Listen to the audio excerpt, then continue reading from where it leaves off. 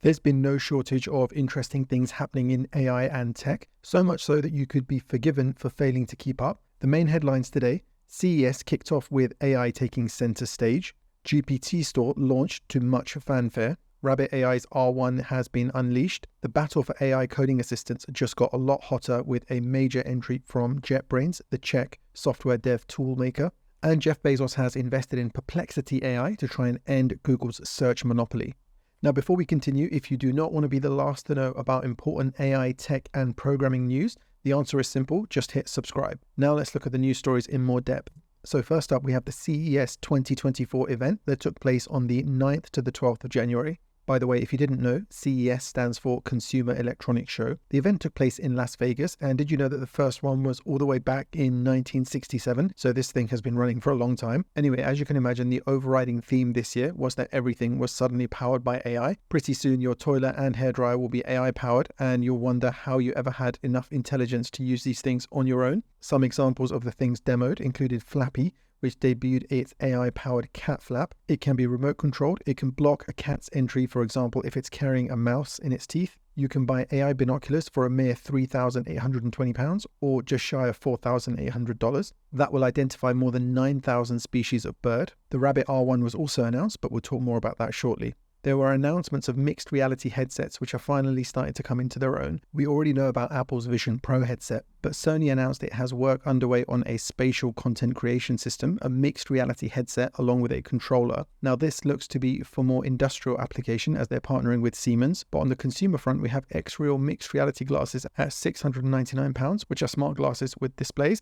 Now, car tech is still a big thing at CES, with VW demoing a ChatGPT integration with their existing voice assistant. Now, this might seem like a strange thing to do. Is it actually needed? But it's more about preventing their AI assistant getting stuck. So instead of getting blocked by not being able to provide answers, it can rely on ChatGPT technology to go ahead and find answers to difficult questions. Now, my personal favorite is the BMO from Withings. In the UK, it's quite hard to get a doctor's appointment. Maybe that's also true in the US, not to mention expensive. These kind of devices could help you look after your health by doing a complete health checkup in just 1 minute, as this states. I'm personally quite excited by all kinds of medical tech which would allow you to do a variety of diagnostic checks at home before you need to go to the doctors. So if you want to know more about this, check out withings.com. Now, one of the biggest pieces of news was that OpenAI launched their GPT store for custom AI assistants. Custom GPTs were announced some time ago, and many users have already gone ahead and created them. Now they can get closer to monetizing them, which hasn't actually been announced yet. Since the announcement just a few months ago, there's already been 3 million assistants that have been created,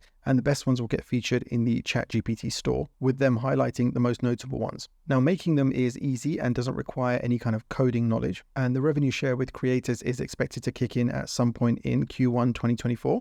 Now, this was meant to be released in November last year, but the chaos and regime change at the company, which saw Sam Altman return, would have caused some delays. Now, just something to be aware of, you need a Plus account, a paid Plus account, or a team subscription in order to be able to use this. So if you're interested in creating your own GPTs, head on over here. And if you're interested in using some of these, then just have a look in the GPT Explore section. And you can see that there's a lot of them and they're split up by categories. Now, one of the strangest and most interesting devices that was featured at CES was the Rabbit AI R1. Now, a lot of people are confused about what kind of device this is. Rabbit CEO Jesse Liu doesn't like how distracting phones are, and it seems that many people agree with him because this device aims to solve that problem. All 20,000 first units have sold out, and I bet this number is already a lot bigger in pre-orders. But what exactly is it? Well, it's a small device that costs just shy of $200 or £159 in the UK. It's bright orange and has a 2.88-inch touchscreen. It's not a phone, but really something to sit in between you and your phone. It runs a LAM or large action model, an AI model specifically trained for getting things done with apps. So it can book trips, it can do tasks, it can answer questions, etc., etc. But it does all of that in a distraction-free middleman type of way. Now, I'm not sure I would rush out and buy one, but I do like the focused AI approach, and it's been very, very popular so far. So maybe this is the next category of device that will take off. Let me know if you agree in the comments below, and especially if you would actually buy one. Now, the battle for AI coding assistant dominance isn't something new, but JetBrains have finally thrown their hat in the AI code assistant's ring with their new AI assistant. I made a video showing how it works on this very channel, so do check that out. It is now publicly available, but you need a paid JetBrains subscription, and in addition, you need to pay for this, which is £6.58 a month in the UK if billed yearly, or $8.33. It's £7.90 a month if billed monthly, or $10. But the slight good news is that there is a free 7-day trial, so you can see if it would be worthwhile before signing up. Now, my testing of the plugin wasn't perfect, and I've seen a lot of complaints online of people who are not that happy with this plugin to begin with. But one thing I would say is that tight integration with the IDE and the design that they feature, where they farm out requests to the most appropriate AI, some their own models, some from OpenAI and some from Google Gemini. I think that kind of model and approach and their tight integration with the IDE really has the potential for this to become the best AI coding assistant if you happen to use JetBrains product. If it is something that you would use, then check out my video on that, which I'll link in the description below. But remember, there are other AI coding assistants out there. Copilot being a prominent one from GitHub, which I also reviewed on this channel. AWS Code Whisperer from Amazon also exists and again reviewed on this channel, and many others. And last but not least, Jeff Bezos and others have invested in Perplexity AI Search. Let's give it a quick try.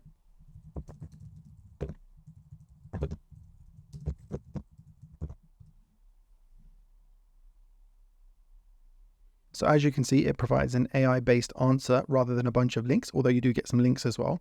The investment from Jeff was part of a $73.6 million investment round, which valued Perplexity at around $520 million US. The round was led by institutional venture partners and even included NVIDIA. Now, these are not bad partners to have, but one thing I am unclear on is exactly how does Perplexity differentiate itself from Google, since Google themselves are no strangers to AI and can throw plenty of resource at their search facilities, not to mention ChatGPT from OpenAI and others. Having said that, it's already used by 10 million people monthly with very little marketing. I've tested it out for generating code and answers, and I've actually found it to be a lot faster than even a paid ChatGPT account. So I highly recommend having a play if you get a chance. They also have something called Copilot and a Pro account, which means that Perplexity would operate in a much more interactive way to help you get the answers that you're looking for. All right, so that wraps up the news for today. Let me know what you think in the comments below. And if you do not want to be the last to know about important AI, tech, and programming news, be sure to hit subscribe. Thank you for watching.